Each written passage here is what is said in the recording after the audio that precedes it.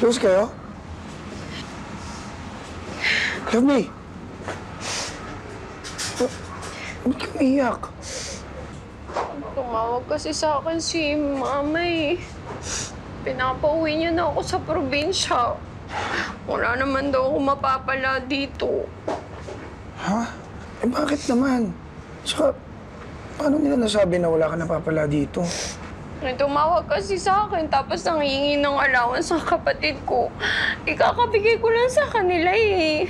Ubus na yung sweldo ko sa makalawa naman ulit. Love me. Bakit kasi hindi ka nagsabi sa akin? Eh, pwede naman kitang pahiramin. Ayoko. Naiiya ako sa'yo, tsaka ayoko din naman ng nangungutang. Tsaka isa pa, ayoko din sila sanayin na kada hingin nila, magbibigay ako agad. So, anong gagawin mo ngayon? Baka umuwi na lang ako ng probinsya para doon na lang ako makatulong.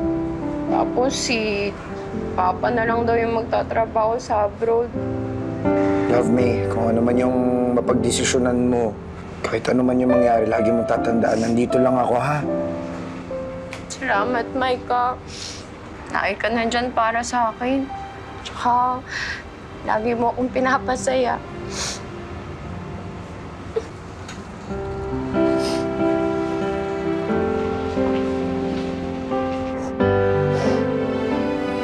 Miss? Okay na kayo? Mike? Love me? Ha? Akala ko ba umuwi ka na? Sino siya? Ako si Love May. Ha? Love me din yung pangalan ko. Ha? Miss Mike? Hello, Vanessa. Brother, oh! Hala, nakita na rin natin sila ngayon. Pero parang mas bagay sila ni Runner kay Mike. Hoy, mas bagay sila, favorite tayo. Hindi, mas bagay si ni Runner. Ano yun, Mike? Pinopost mo kami? Tapos pinapapili mo sila sa aming dalawa?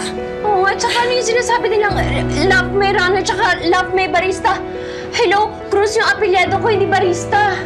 Cruz ka din? Oo. Parehas na parehas kayo pangalan natin. Oo, kasi nga nagpapakol si Mike na kung sinong Love May Cruz po ang makakatuluyan niya ayon sa mahuhula. Mike Natix, sorry pero pwede ba huwag muna kayo makialam? Malis na muna kayo, please. Tara na nga. Alis na muna kayo. Love me, sorry.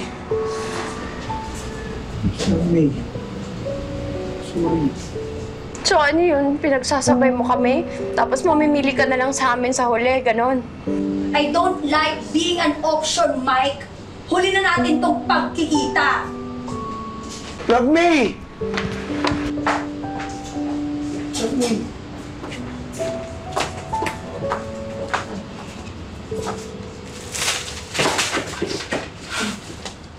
Tinabi-tabi ko pa yan! Basura naman na pala talaga yan!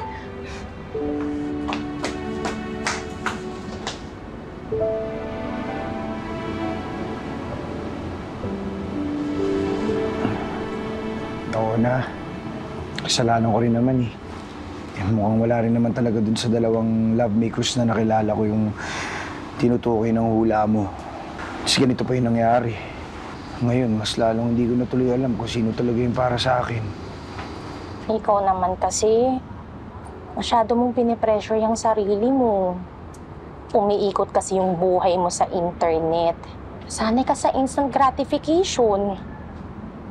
Kaya pati love life ata, minamadali mo eh.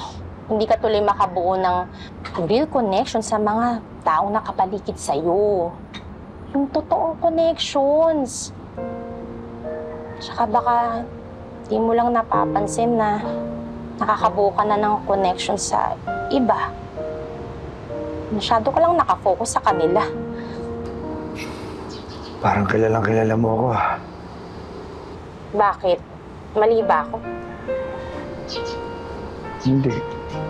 Tama ka naman palagi eh.